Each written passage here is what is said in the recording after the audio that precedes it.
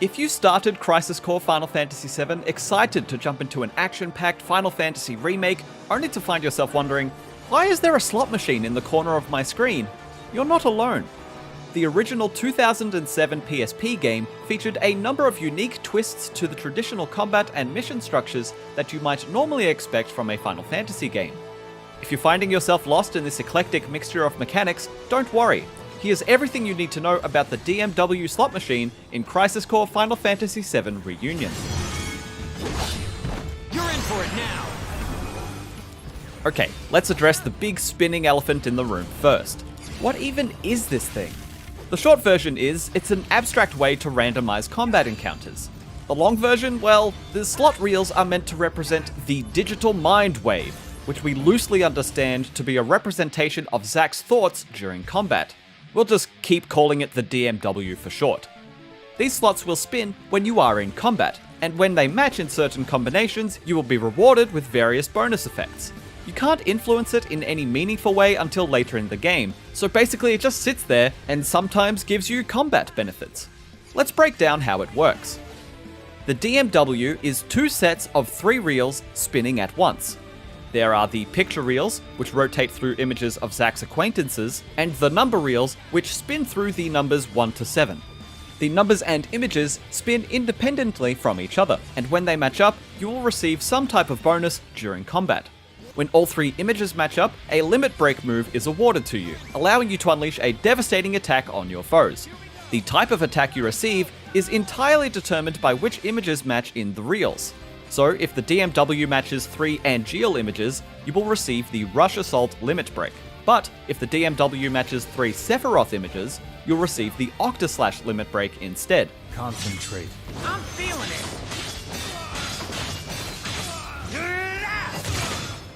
Use these limit breaks when you get them, as they won't come with you to the next battle.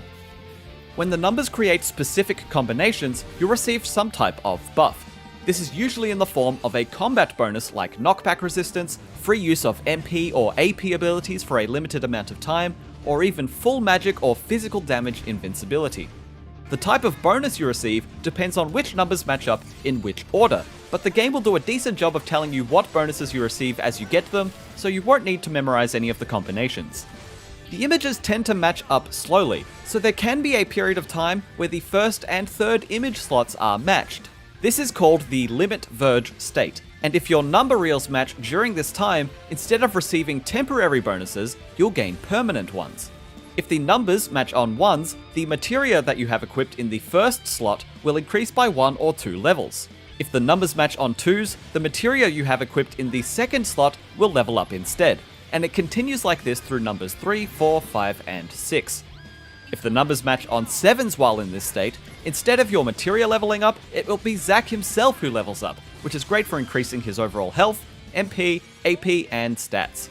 Above the DMW is a counter which shows your current amount of SP, short for soldier points, which is a currency you earn for defeating enemies and getting limit breaks on the DMW.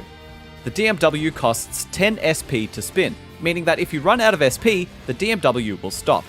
When you start the game, you won't have much to spend your SP on, so you should have more than enough SP to keep the DMW spinning for hours.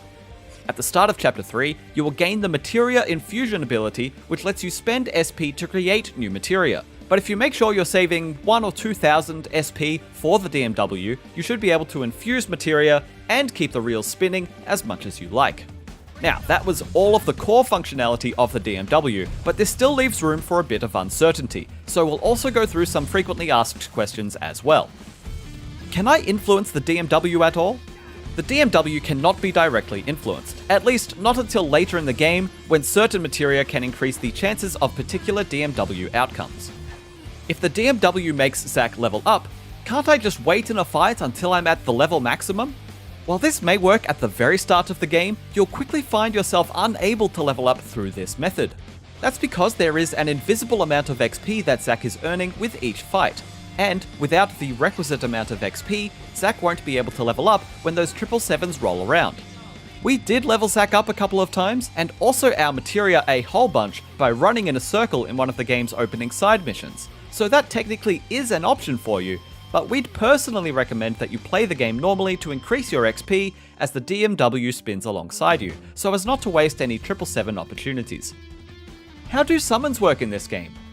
Summons are unlocked in Crisis Core by completing certain side missions. You should receive mail that tells you when summon materia is able to be acquired, but always check this list of missions after fighting a summon in the story too, as you will usually unlock a new mission to attain that summon materia for yourself. Once you best a summon mission, that summon will be added to your DMW reel. When the DMW turns pink, this signifies the DMW has entered the summon mode, where it will then start to rotate through the available summons you have access to. Once it lands on a match, a summon limit break will be given to you, which you can activate by pressing in the left and right sticks at the same time. Do I have to watch the limit break cutscenes every time like I did in the original? The short answer to this question is no. While these limit break cutscenes are cool showcases of iconic summon characters and battle animations, many of them are quite lengthy and they crop up frequently in combat. If you start getting sick of particular animations, you could just press triangle during the cutscene to skip it and get right back to the fight. Oh yeah! What's this wavy line underneath the DMW? This is the limit gauge, and it functions similarly to the DMW in that there is very little you can do to affect it. Certain limit breaks, like Cisne's Lucky Stars limit break, will raise your limit gauge status. Basically, the more colourful and wavy the gauge is, the more likely it is that the DMW will match at least 2 character images, making it more likely that you will receive larger bonuses like limit breaks or level ups.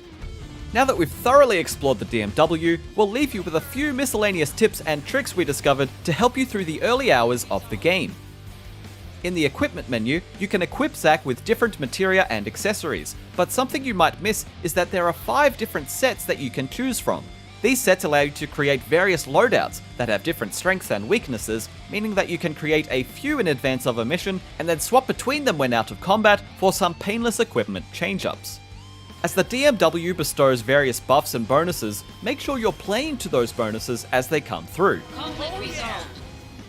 A big notification pops up in the middle of the screen when you receive something from the DMW, so pay attention to what it says and use that information to inform your next moves in combat.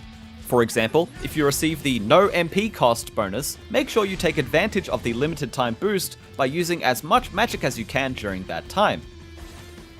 The side mission content can feel pretty repetitive after a while, but you may want to consider playing through the missions as you can, as many of them provide you with awesome bonus equipment like better materia, more accessory and materia equipment slots, or even summon materia as we discussed earlier. Finally, you'll want to make sure you've always got a healthy supply of potions on hand. You can press down on the D-pad to restore Zack to full health outside of combat, and this is done using the potions in your inventory. If you're running low, you can always buy more from the store inside the pause menu for a fairly cheap price. Hopefully this helped to demystify those mysterious wheels of chance on your HUD. For more on Crisis Core, check out our graphics comparison, or the first 15 minutes of the game. And for everything else gaming, keep it here on IGN.